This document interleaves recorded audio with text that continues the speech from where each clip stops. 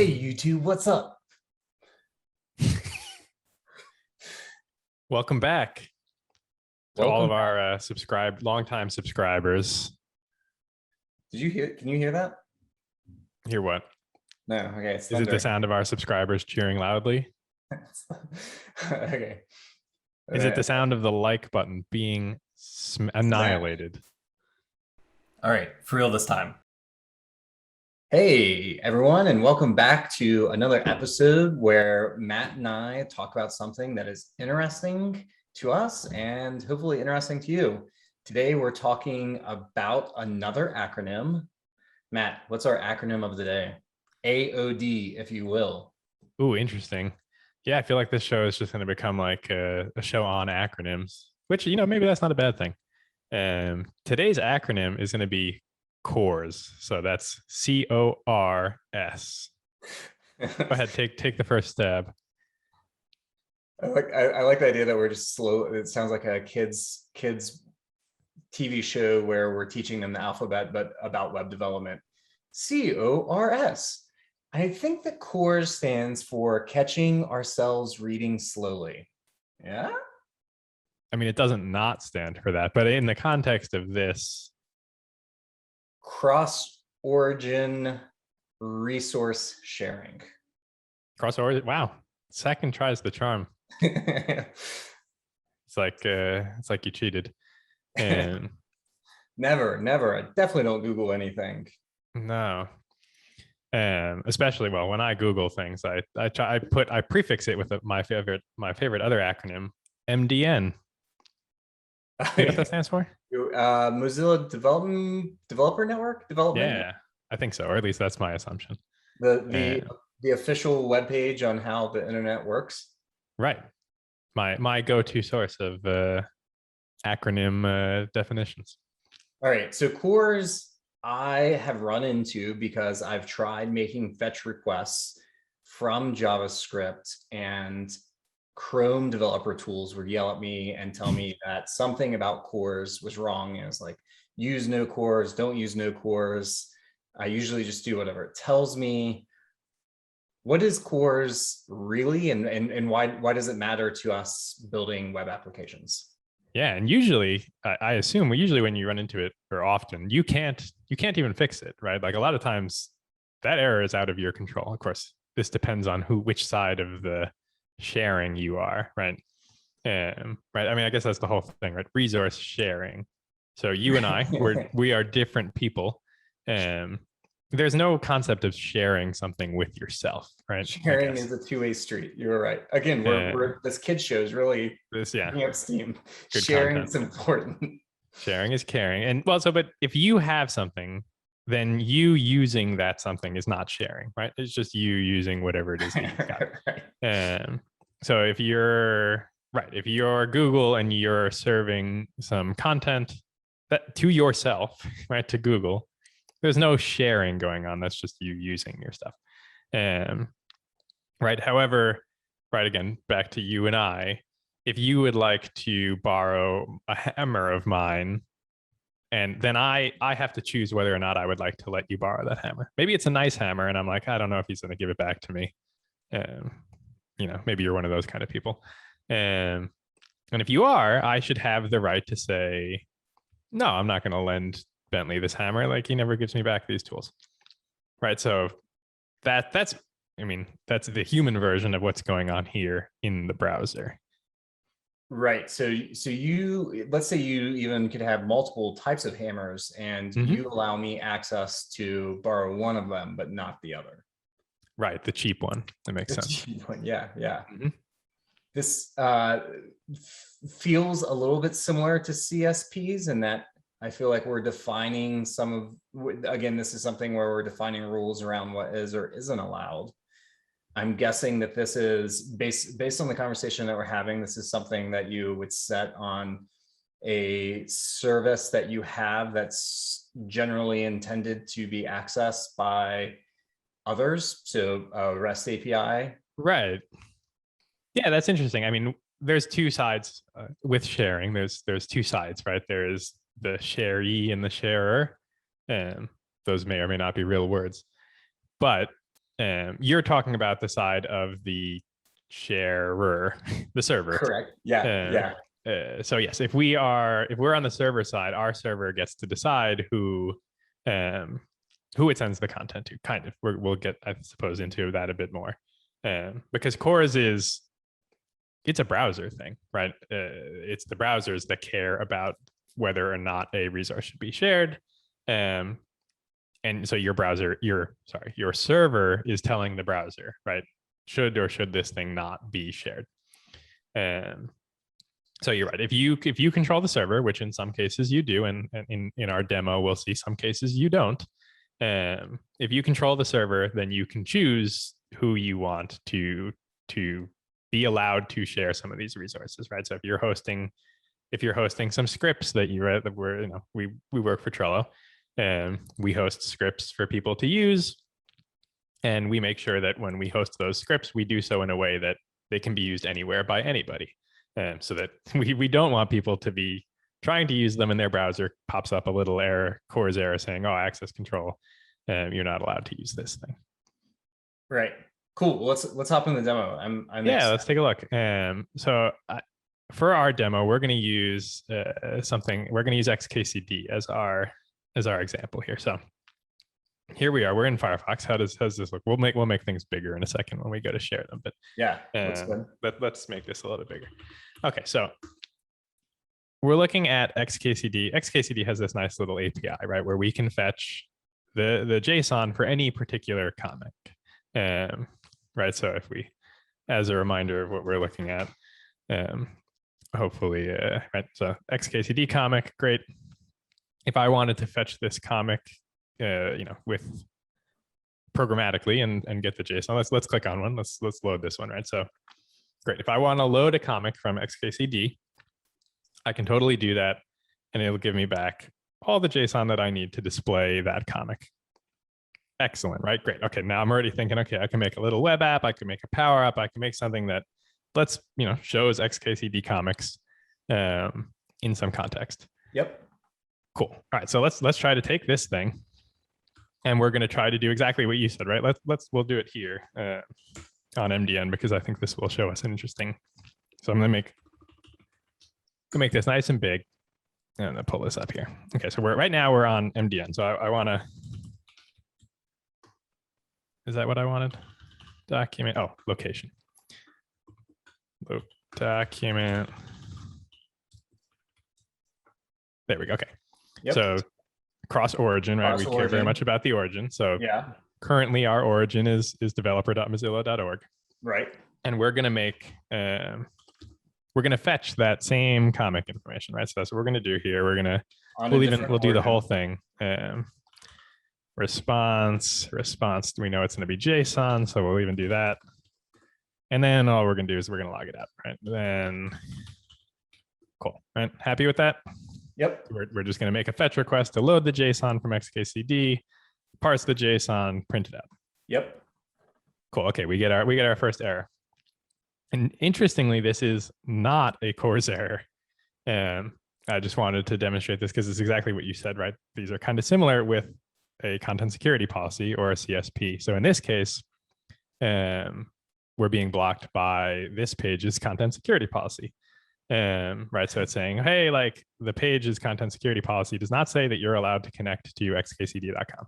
Right. Like that was not explicitly allowed. The MDN page is CSP. Exactly. The MDN page is saying, I didn't say that you could do this. And so the browser is saying, I can't let you do that because you did not say that we could do that. So right. All right, so that's a CSP. So we haven't actually seen the CORS thing. So let's try this again, but this time let's try it in Chrome. So we're going to, or not in Chrome, in Google. Or again, so we're document location origin, right? So now we're going to make the request from google.com. So great, we're going to make the same request. I've already got it here. So exact same request, XKCD, but now we're making it from this page. And so now we get a different error. And this sounds very similar to what we're talking about. Cross origin request blocked. Same origin policy disallows reading. And then this is actually a fairly, as far as error messages go, this is pretty good. right? Because it's giving us a reason. It's saying that the CORS header access control allow origin is missing. So we're gonna go one step further here and see if we can't find. Here's our failed fetch for this guy. Yep. And now our JavaScript code, right? This was an error. We're not going to get to see anything, but because we're looking in the console here, we can see that indeed, right? The response headers do not contain what we're looking what it told us to look for, right? Access control, allow origin, right? It's just not specified. This is as it would turn out in alphabetical order, so we would have seen it right up here. Right, and that header's not on the response. Exactly. So which means, right, the browser totally sent our request, right? It sent our request to the XKCD servers. The XKCD servers sent the response back to the browser. It said, hey, here's, here you go. This is my response. But it did not provide that access control header.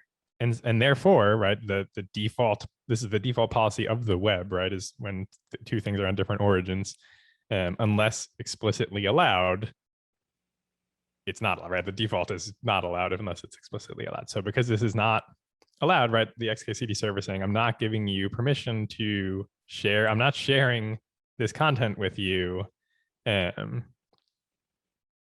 explicitly. And as such, right, this won't work, which is to say we can't make simple JavaScript calls, fetch calls, for example, to this content from our web app, right? Like, so is that it? Is like, I'm gonna stop sharing. But let's talk, like, does that mean this is impossible? Like, what does this mean for us as web developers, right? Again, we're on the sharee side, not that we don't own XKCD, of course. Right. So and before we dive into this, actually, I have a question. Would it be possible if I were XKCD to send a response without that header, but that still had the data that was requested? I assume that would be like a wonky server setup, but is that feasible? I feel like you could accidentally end up building that. I mean, even if your server did, right, even if the XKCD server served everything, right, like, but didn't provide that header, as far as your JavaScript is concerned, it doesn't matter, right? Like the browser, the moment that the browser gets this response and checks the headers and sees that it's not there, for security reasons, your JavaScript is going to be given an opaque error. Opaque here meaning just like you don't get any insight into anything about what came back to you. The browsers all enforce this. Right, exactly. The browser is putting up this like wall between you and the thing, saying like, no, like you don't get to know anything about that because the response that I got didn't say that I should share anything with you. Okay, so okay, that answers that question. Back to your question, are we dead in the water, if you will? And I am guessing that this is where we, as the sharee, assume some responsibility, and we can update our requests to augment the way the server responds back. I know that there is a CORS header, a request header of some sort that we can add, and I'm guessing that allows us the ability to convince the XKCD server to give us a different response back. So not quite, or at least, darn. If that's true, then we're past my knowledge. Right.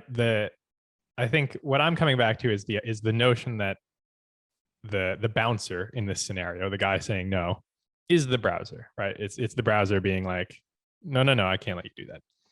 And I think that's relevant because if you take the browser out of it, then it's fine. Like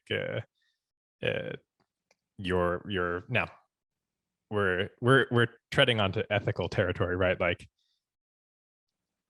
there may, your first step might be to reach out. Like, let's say if you were actually building this, you might try to reach out to XKCD and say, hey, like, is this on purpose? Should I not be using this API? Could you add the header so that I could use it in this way?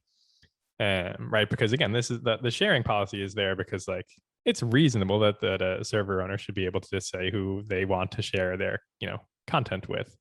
So anything we talk about past that, right, is, again, perhaps treading on different territory of like, okay, well, Right. I'm going around one thing here. You want to think about, right, is what you're doing appropriate, or are you using this resource in an appropriate way, or are you just, you know, misusing? Are you kind of like stealing and abusing somebody else's stuff? So that'll kind of be the caveat, right, to the context to where we're going, which is, okay, the browser is the bouncer. So if I take the browser out of the question, I've taken the bouncer out of the question.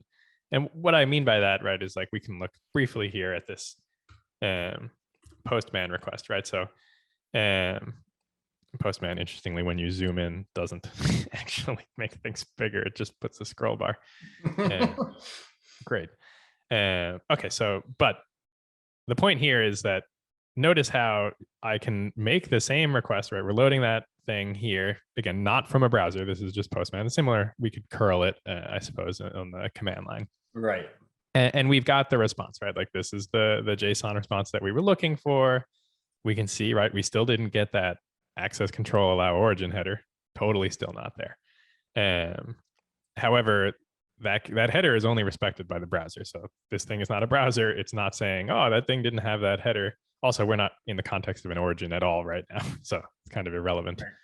So what that means in a common, right, I've used this as a workaround. I know this right, as you proxy, right? So the idea here is, okay, if I don't control the server from which I want the resources from, and that server does not reply with the appropriate CORS headers for me to request it directly from that server, well, then what I can do instead is I can stand up a server, right? And I can have my web app make a request to my server, and my server make the request to the other server. Yeah. And then bring that back, right? That's kind of the classic, like, okay, well, if there's not CORS, then you have to proxy the request. And again, if your server is not running on the same origin as your web app, well, now you need to make sure that you're including the appropriate CORS headers for yourself, right? The access control allow origin header, so that you yourself can get that response. A question that I have is, are there CORS headers that I can add to a request from the browser that change this?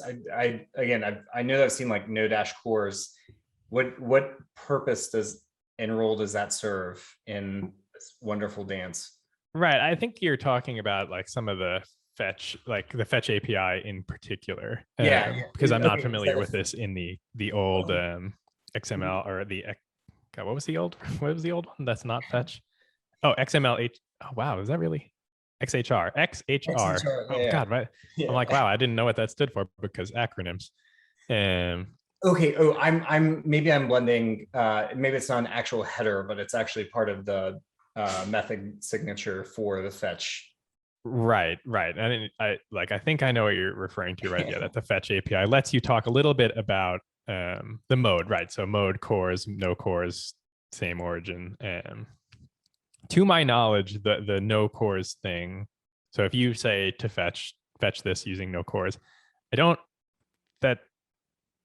think that means you don't get to put it this way.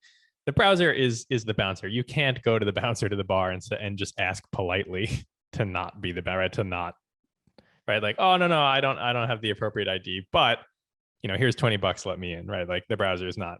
So fetch in mode no CORS, I do not believe just says ignore CORS, don't worry about it. But I think it has a different definition. Yeah, so it would be, now that I've been educated on how CORS actually works, it makes sense that you wouldn't be able to just say, hey, don't worry about the no CORS thing. This one, right? I promise. So it looks like, I guess, when you use no CORS to make a request, you can only include these headers in the request. Right. This is both interesting and confusing.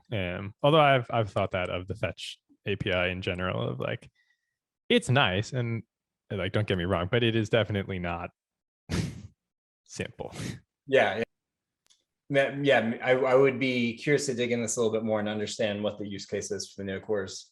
Yeah, I think we'll have to educate ourselves on that one first. Obviously, we're not.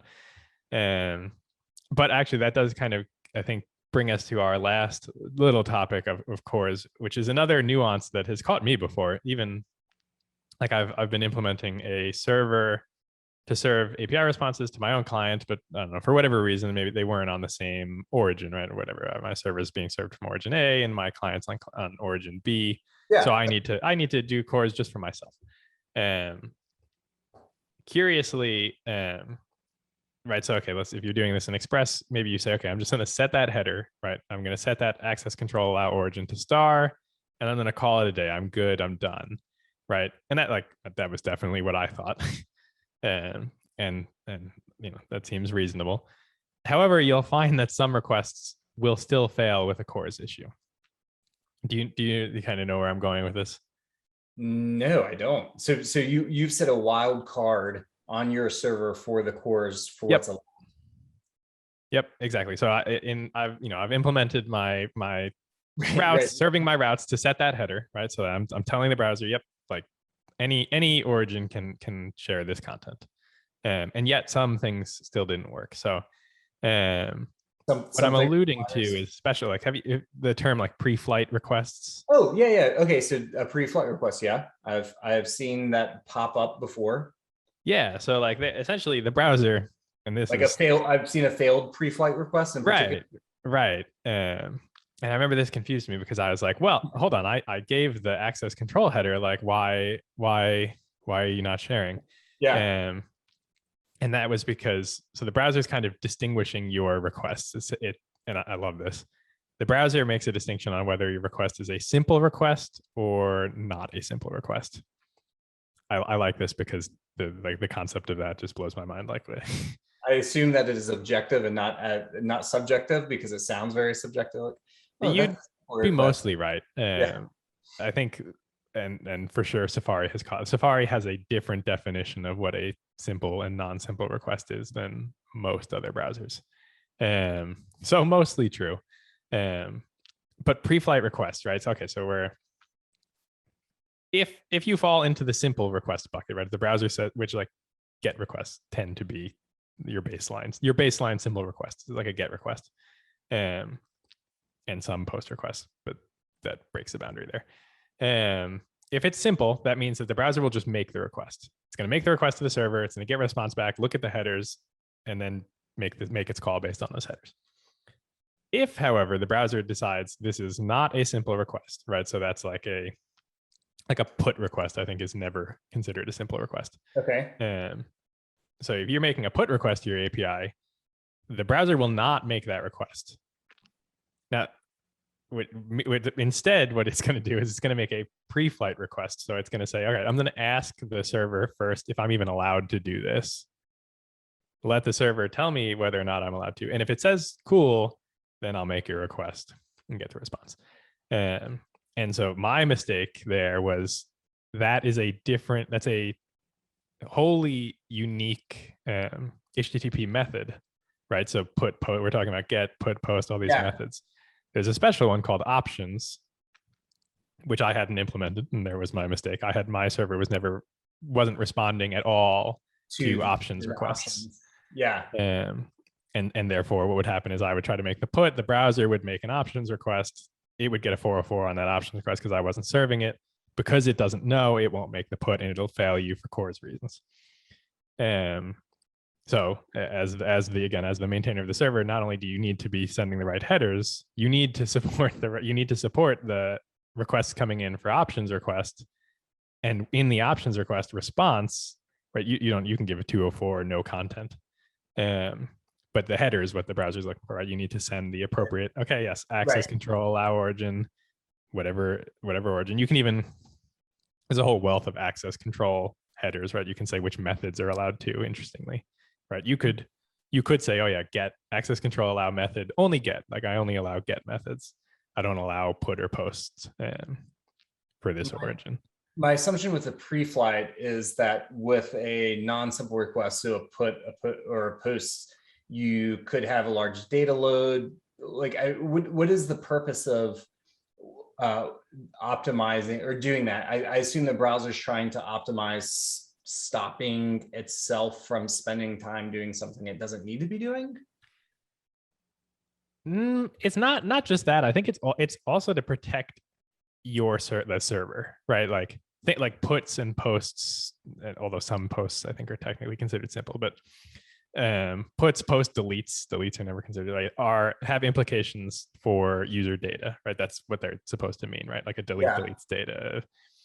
And so just sending it's to protect the server, right? It's like, because if you didn't do this, then it's on the server. It's like the burden of the server maintainer to like be careful to like, okay, you might get delete requests from origins that you like don't want to respond to.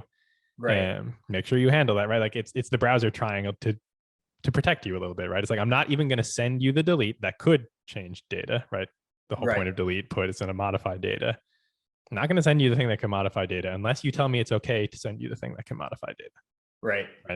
Again, we're really like hand waving over simple request, like what is simple request and non. Yeah. Interesting. But yeah, because, and this is also important, not just from like, okay, if you're a server maintainer, you should know that and make sure that you're doing the right things for this.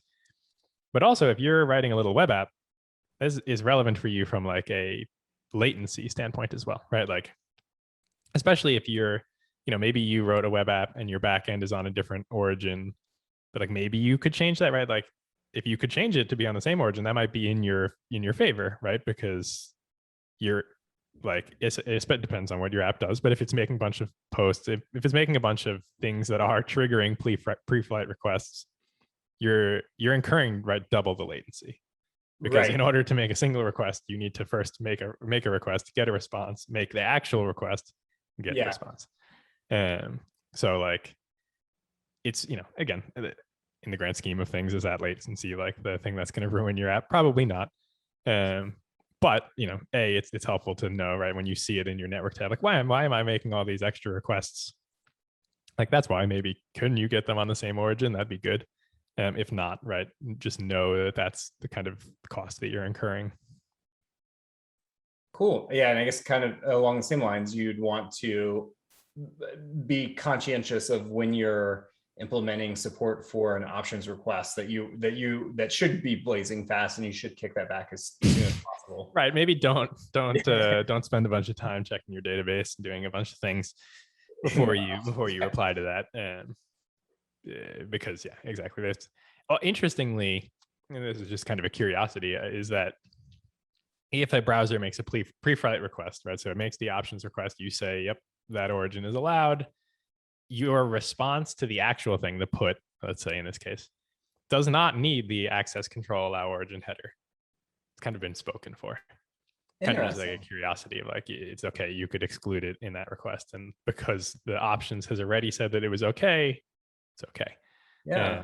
It's weird. Like, I don't know, it seems like a quirk to me, but Matt, what's not weird in our world anymore? It's all nuanced weirdness. Right. I suppose. I mean, I suppose that's the job, right? Is Googling the weirdness. And MDM to the rescue. Right. Yeah. All right. Exactly. Well, another day, another acronym. Matt, thank you for leading us through this. Thank you, Bentley. Yeah, and thank you for watching. Yeah, we'll have to find another acronym for next time we chat. Or maybe we'll break free of this acronym spate that we've been on, and we'll find something non-acronymy. All right. Until next time, Matt. See ya.